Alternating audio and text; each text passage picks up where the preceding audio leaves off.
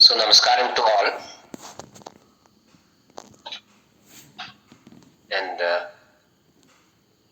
we are starting our session today. Chaturmukha samarambham Vagbhadacharya madhyamam Asmadacharya paryandam Vande Guru Paramparam. Ragadirogan Satatanushaktan Asheshakaya Prasudan Asheshan Aulsukya Moha Aradidan Jakhana Yogurva Vaidyaya Namostu Tasmai. So, in our journey through this various aspects of Vyadhi Nirnayam, or in short Nidana Panchagam, we were seeing many things. We were seeing many prime destinations, sub-destinations, passing shows and many other things. And in our last session, we were discussing about Dvidhasva Paratandratvad Vyadhayaha Andhyaha Punardvidhaha.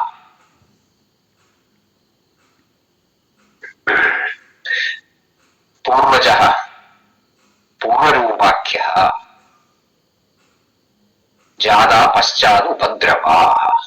So we were discussing about Upadravas in our previous session, and we saw something about the Anubandha division or Swatandra Paratandra division, and we saw that Yathasva Janmopashayaha Swatandraha Spashta Lakshanaha Viparidas Tadonye to Vidyadevam Malanavi. And we also discussed something about the importance of understanding doshas also as well in this manner.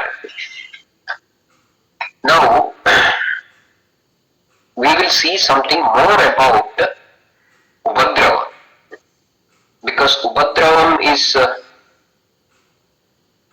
something very serious in the understanding of the clinical situation. While explaining the Grandhi Visarpa in the Visarpa Chikitsidam, Charagam Chikitsa, 21st chapter, Grandhi Visarpam, Acharya Charaga gives a long list of Upadravas of Grandhi Visarpam and specifies that when Grandhi Visarpam is getting attached to these Upadravas or added on with these Upadravas, it becomes Asadhyam. It becomes Asadhyam. That is 21st chapter of Chikitsidam.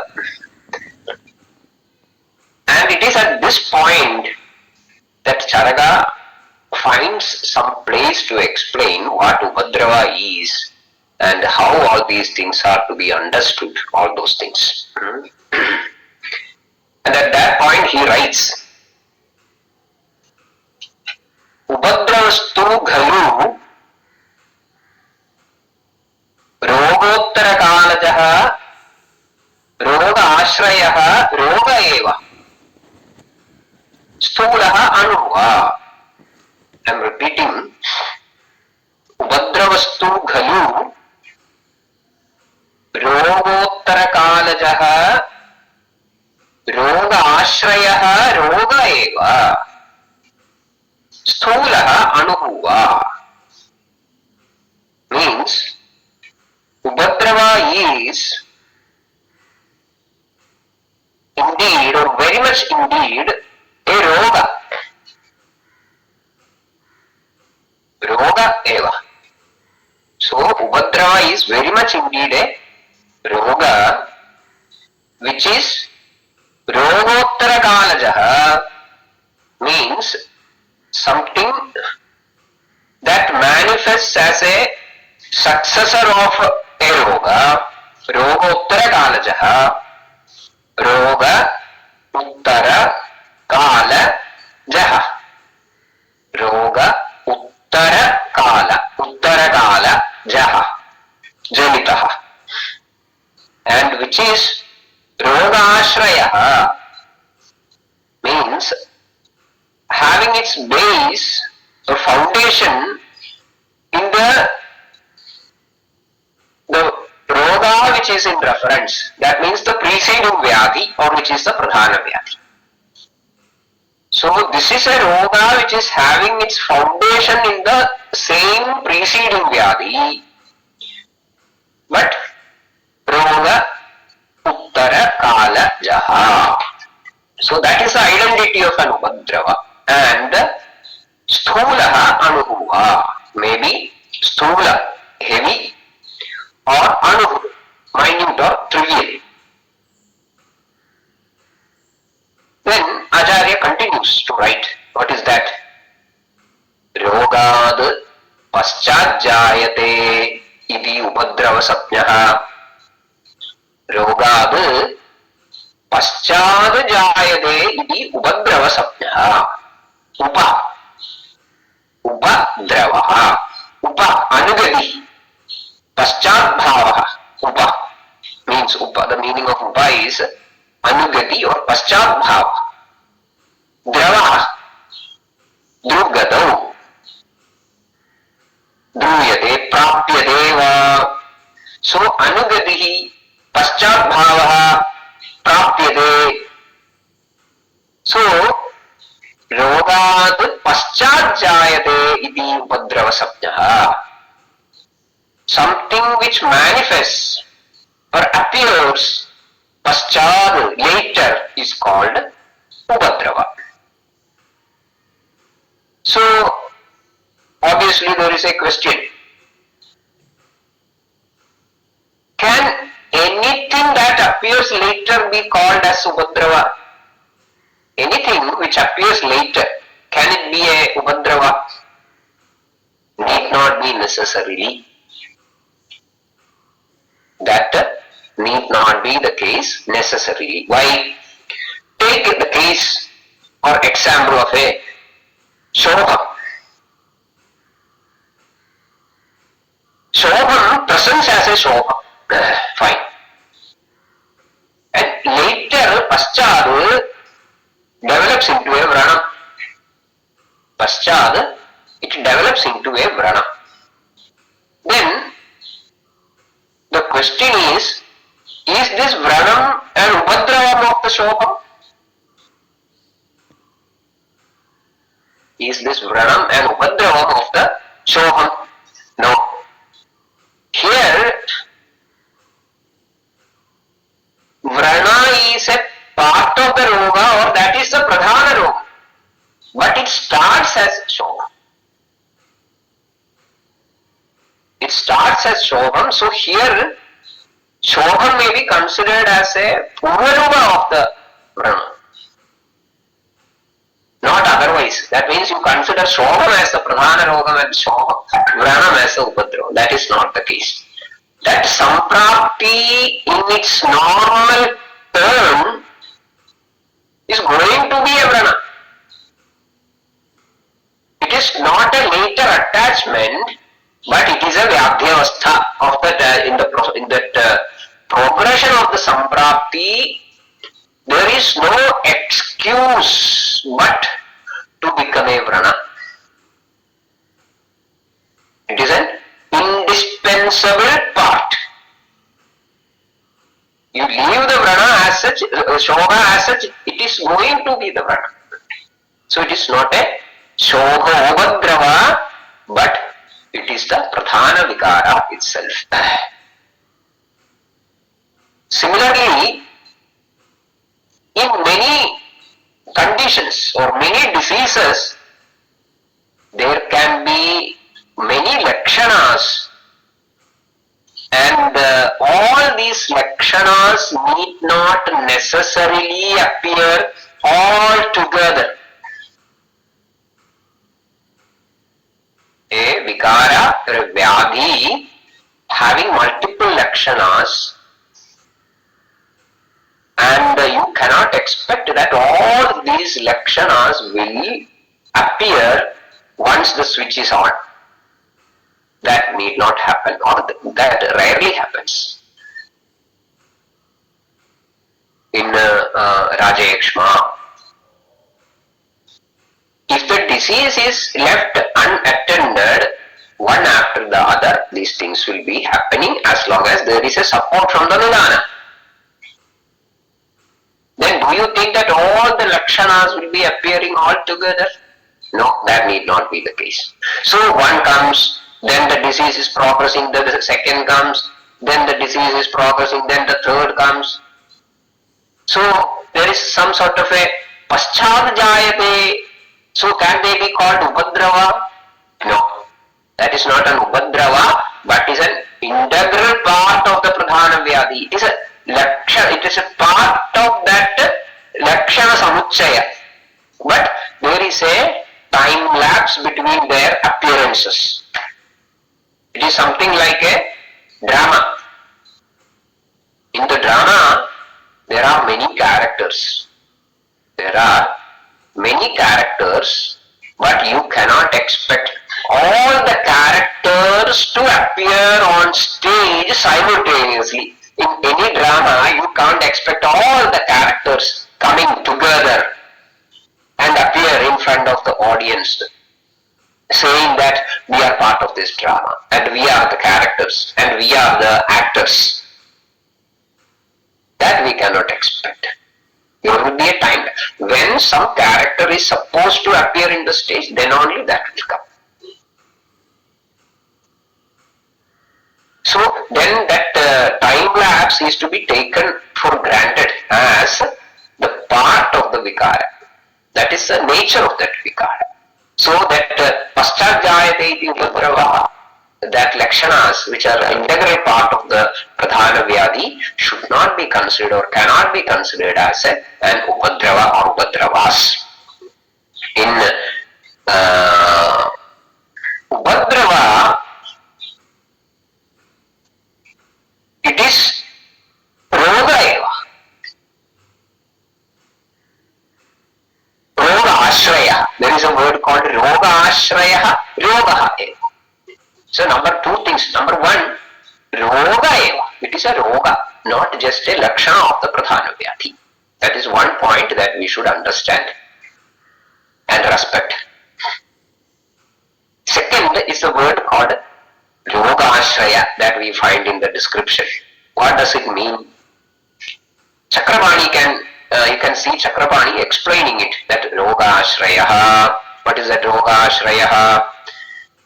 That means the upadrava is well rooted in the pradhana vyadhi. Well rooted in the pradhana vyadhi in terms of its karana. But then what is the difference between those lakshanas which appear later and the upadrava? That is an interesting point. Here we find, while explaining the rogashraya, Chakrapani writes, rogashraya idi rogarambhagadosha pragopajanyataya rogena samam tulyakaranaha. Rogashraya idi rogarambhagadosha pragopajanyataya. So that is a commonality, that is a similarity between them. Rogarambhaga dosha pragopajanyata is there. So that way it has got rogena samam tulyakaranaha. Rogena samam tulyakaranaha. So there is some sort of a tulyakaranatvam. Then tell me, what is the difference between this late onset lakshanas and upadrava? Upadrava is a different vyadhi not a part of the Lakshana Samuchaya of a Roga. I repeat it again and again. There are some finer aspects in it which are clinically important. We will better explain it with some examples. In Visarpam, Jwaram is a part of its Lakshana Samuchaya. Jwaram is a part of its Lakshana Samuchaya. So, when a Visarpa Rogi initially starts with maybe a Shobham, later he develops Jwaram.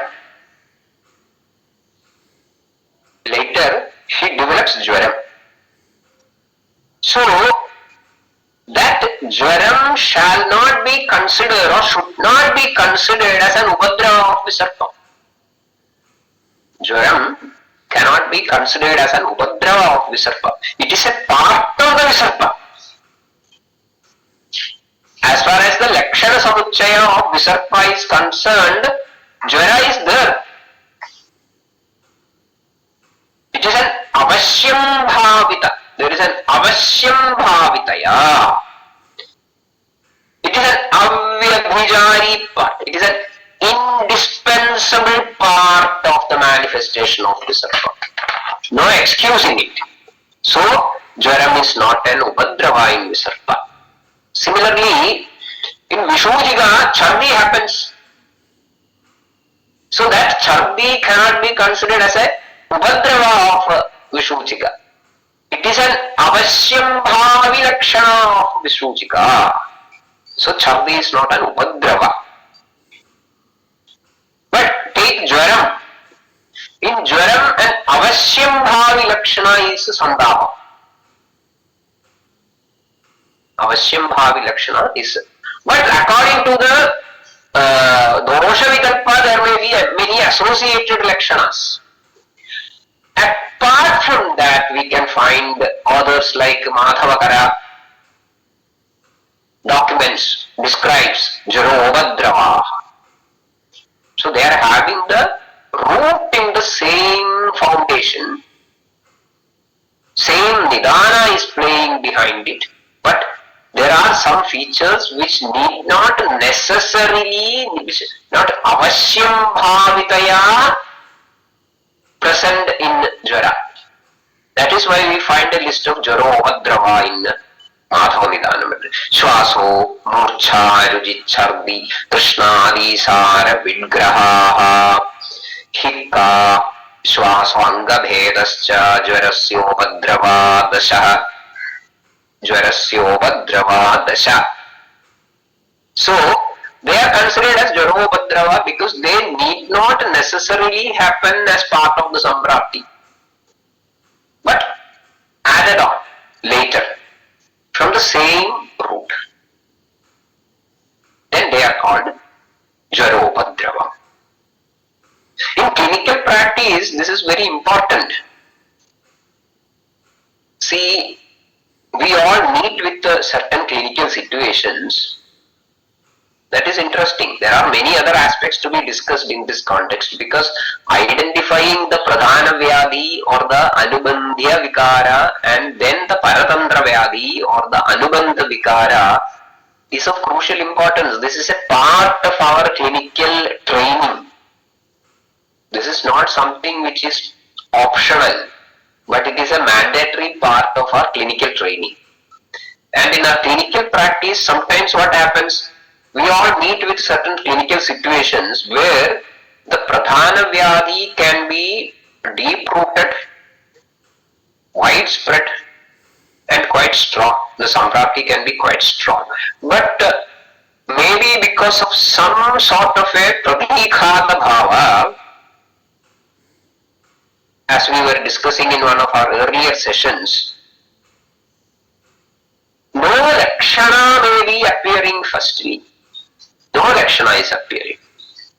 And the very first presentation of the Vikara itself could be in the form of a Upadrava.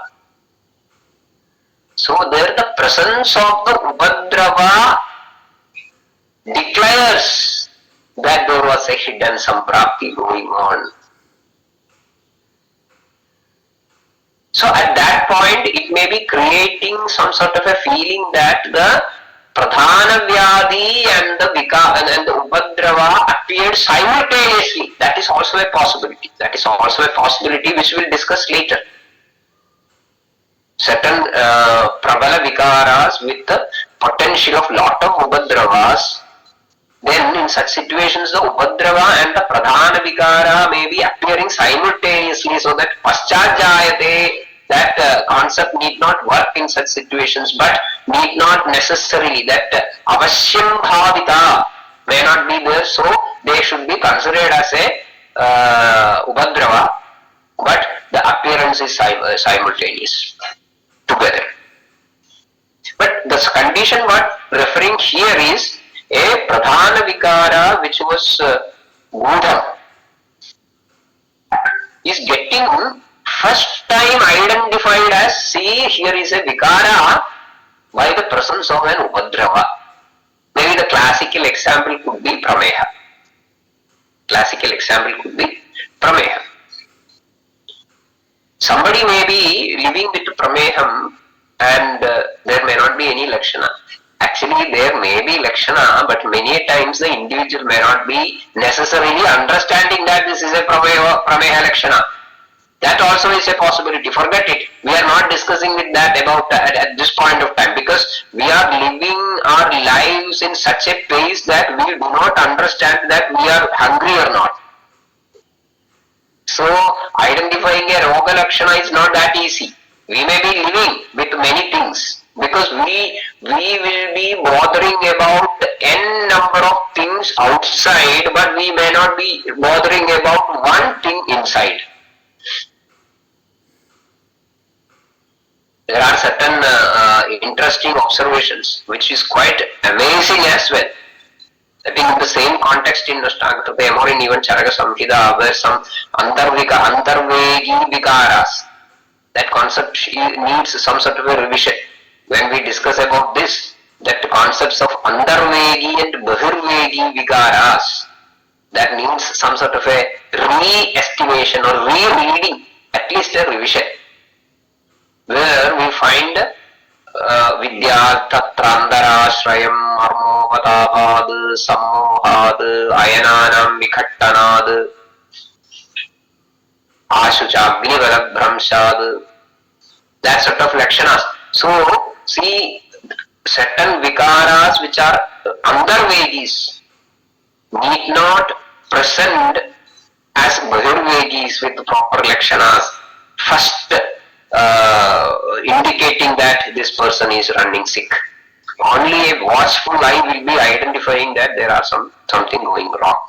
Marmopatapad Sammohad Ayananam Vikhattanad, then Krishnadi Yogad, Veganam Vishamam Cha Pramartanad, Ashuchagni Valabhramshad, that sort of vikaras, which is quite interesting and amazing how these things were identified and documented. Forget about it, we will come to it later. Now our point is that there are conditions like Prameha, where there may not be any lakshanas noted initially, which are avashyam bhavi, that means indispensable or avyabhijari part of the pradhana vikara, but all of a sudden the patient is coming with a pidala.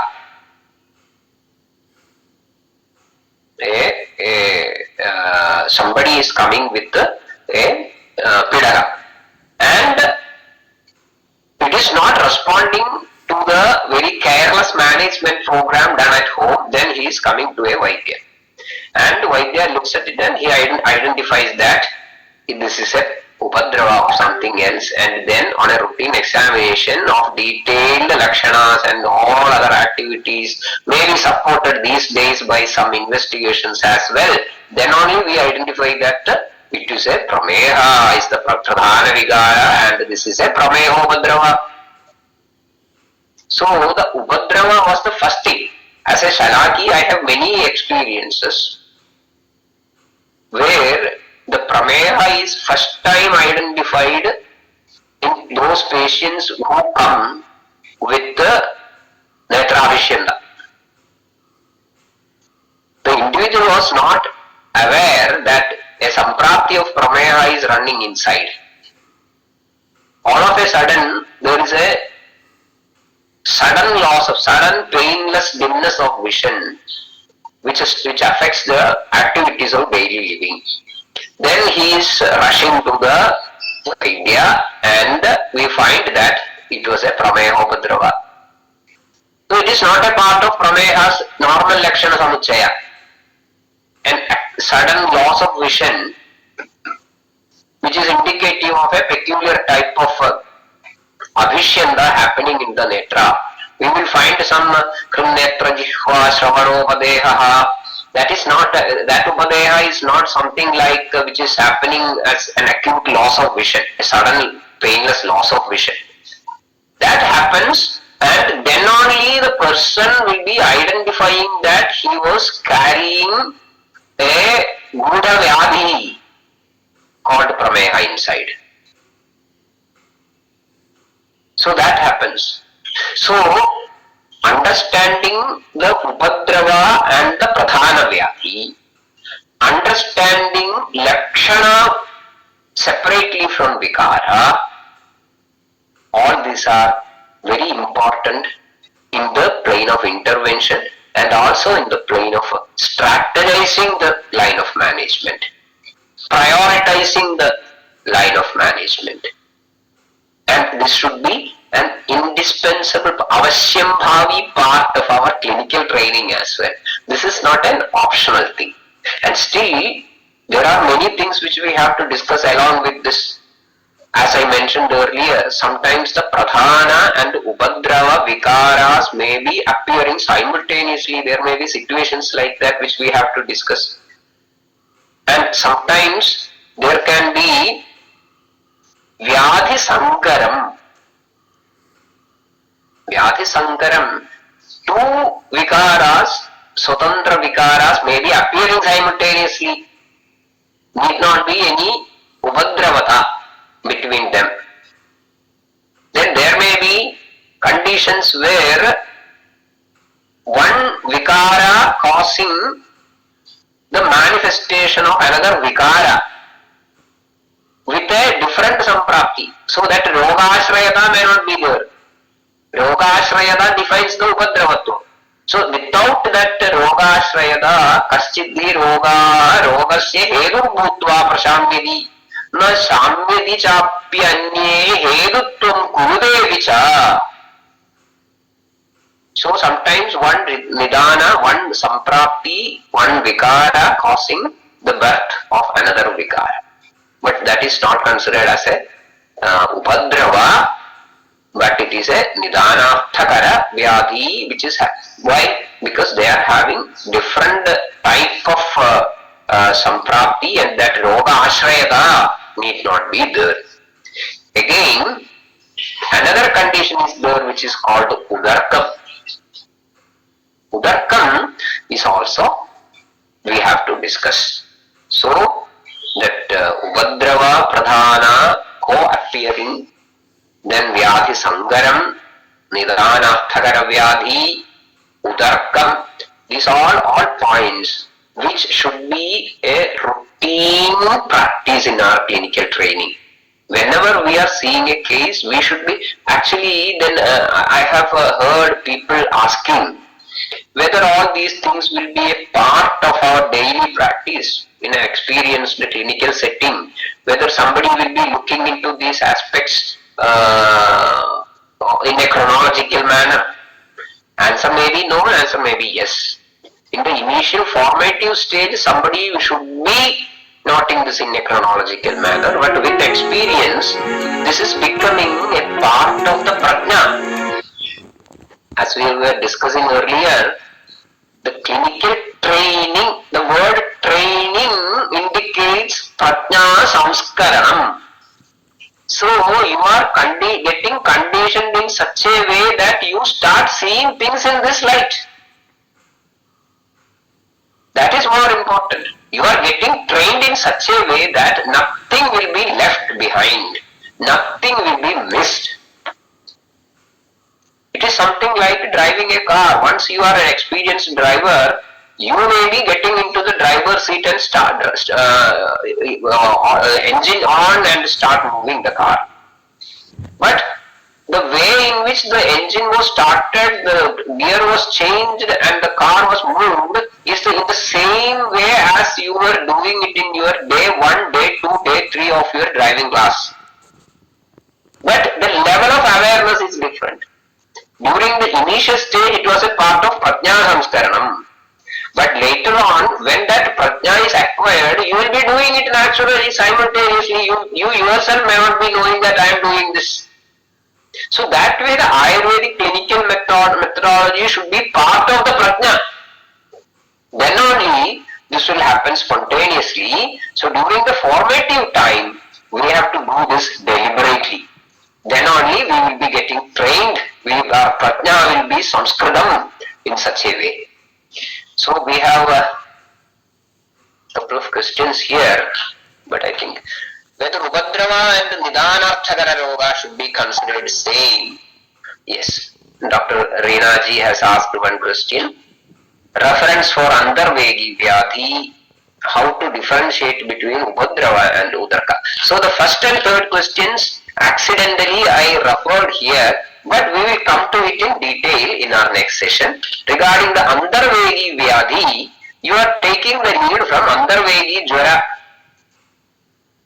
Andarvegi, the concept of Andarvegi Jwara, Bahirvegi Jwara is a guide or a pointer towards the manifestation of Andarvegi Vyadhi and Bahirvegi Vyadhi, because the same concept is applicable to all other clinical situations. So from this we take the lead and understand that there is a potential chance of Andarvegi Vyadhi and Bahirvegi Vyadhi, and that is also a very important idea, because these days, due to various reasons, Andarvegi Vyadhis may be in huge presence. We may not be identifying it, and that is where many investigations are going to be a helping hand for the Vaidya. In assuming the Andarvegi Vyadhi, you may not require a investigation, but two things. Number one, to confirm that what you suspected as an Andarvegi Vigara is there, or to rule out that there is no Andarvegi Vigara behind the illness, the morbidity of a person, then also the investigations may be helpful. With that, we conclude today's session. Interestingly, I was quite amazed to see that this was our 17th session. The time is very fast. We have completed 17 sessions of this half-an-hour capsules, and that is quite inspiring. Thank you very much for traveling with me in this journey. We will be seeing on our in the next session on Wednesday. Not Wednesday, yes. No, Saturday. We will be seeing it on our next Saturday. So thank you very much. Vishajam sadhuvrittanam bhadram agamashaginam abhyasta karmanam bhadram bhadram bhadrabhilashinam.